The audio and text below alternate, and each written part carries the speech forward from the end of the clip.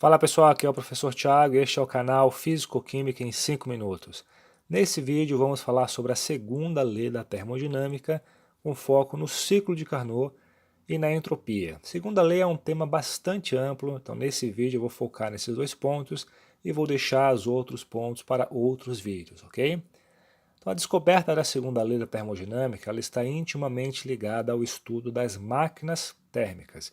E o que são máquinas térmicas? Então, máquinas térmicas são máquinas que convertem calor em trabalho. Você pode lembrar aqui numa Maria-Fumaça, num motor de combustão, por exemplo, ok?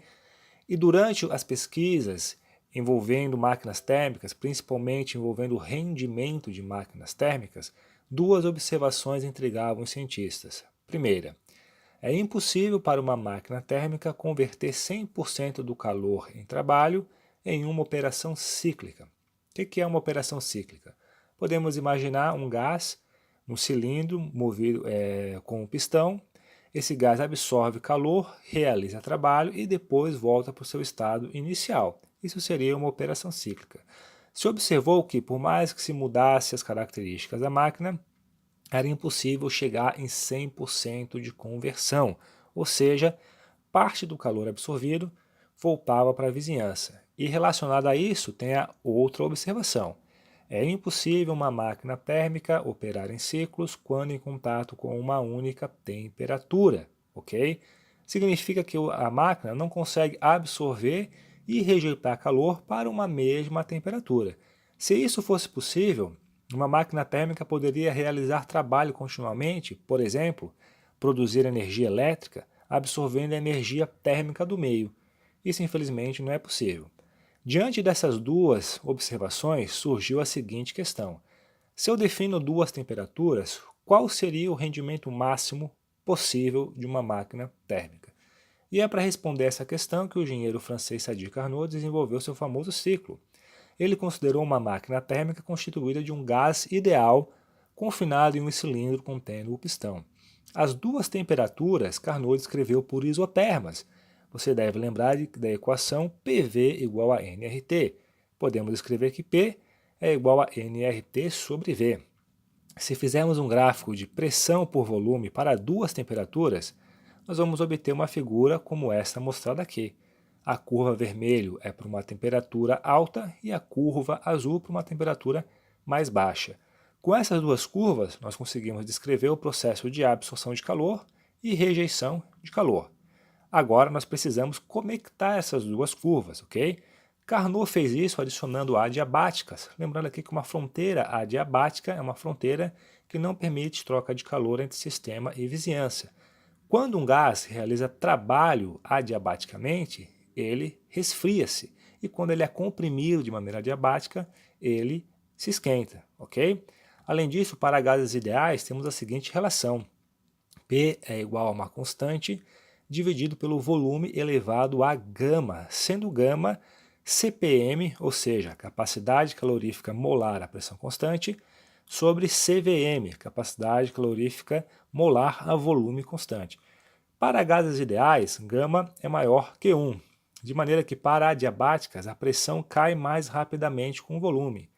Podemos adicionar então duas adiabáticas no nosso sistema visto anteriormente, que é mostrado aqui pelas curvas laranjas e verde. Do jeito que está aqui essa figura, já é um ciclo de Carnot. Entretanto, é mais comum ver o ciclo de Carnot mostrando apenas as regiões das intersecções entre as isotermas e as adiabáticas, como mostrado aqui. O que nós vamos analisar agora é como o sistema realiza trabalho, considerando que isso aqui é uma máquina, né, passando pelos 4 pontos mostrados aqui, A, B, C e D, ok? Então, de A até B, o nosso gás faz um processo de expansão isotérmica reversível, no qual calor e trabalho têm o mesmo módulo e sinais diferentes, de tal forma que ΔU fica igual a zero. De B até C, nós temos uma expansão adiabática, no qual a temperatura do gás diminui. O calor aqui é zero e o ΔU vai ser igual ao trabalho. Veremos em outro vídeo que o trabalho reversível adiabático é dado por CV ΔT. De C para D nós temos uma compressão isotérmica reversível, calor e trabalho vão ter novamente o mesmo módulo de sinais contrários, ΔU vai ser igual a zero, e de D para A temos uma compressão adiabática na qual o gás volta para o estado inicial. Okay? Observe então, pessoal, que esse ciclo descreve o funcionamento de uma máquina térmica. Okay? De A até B, a substância recebe calor e de C até D libera calor. Então descrevemos aqui a absorção e rejeição de calor. O que precisamos demonstrar agora é como fica o trabalho líquido para esse motor de Carnot, podemos chamar assim, ok? Então o trabalho líquido vai ser o seguinte, vamos considerar inicialmente as etapas adiabáticas. Nós temos que todas as duas etapas adiabáticas vão dar exatamente o mesmo trabalho com um sinal diferente, ok? Nos dois casos, o trabalho vai ser dado por CV ΔT. Num caso, ΔT é positivo, no outro caso é negativo, de tal forma que o trabalho adiabático de B a C vai ser igual menos o trabalho adiabático de D a A. Logo, não há trabalho líquido, ou melhor dizendo, o trabalho líquido é zero nas etapas adiabáticas. Nas etapas exotérmicas reversíveis, temos que o trabalho é igual a menos Q. Portanto, a gente pode calcular o trabalho líquido fazendo uma diferença do módulo dos calores, do calor absorvido na isoterma AB e do calor rejeitado na isoterma CD, que é mostrado aqui. Nós podemos somar as duas etapas, se nós considerarmos ali o sinal, ou podemos fazer a diferença do módulo de calor. Fazendo isso, a gente verá que o trabalho líquido, nesse caso, vai ser negativo. Aqui eu esqueci de mencionar que alguns livros trabalham com um sinal positivo quando o sistema realiza trabalho. Isso depende da convenção, ok? Eu estou adotando aqui uma convenção que foca no sistema. Então, quando a energia sai do sistema, eu digo que o trabalho é negativo. Outros livros trabalham como referência à vizinhança. Quando o sistema realiza trabalho sobre a vizinhança, dizem que ele é positivo. Mas no final dá tudo igual. Só precisa tomar cuidado para ver qual é a convenção adotada pelo livro certinho, ok?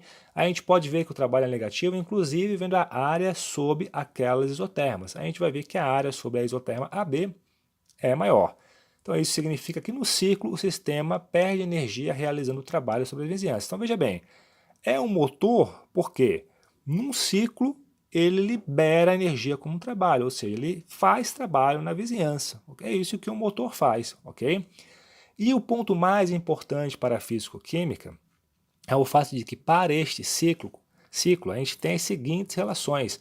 A razão QT é igual nas duas isotermas, ok?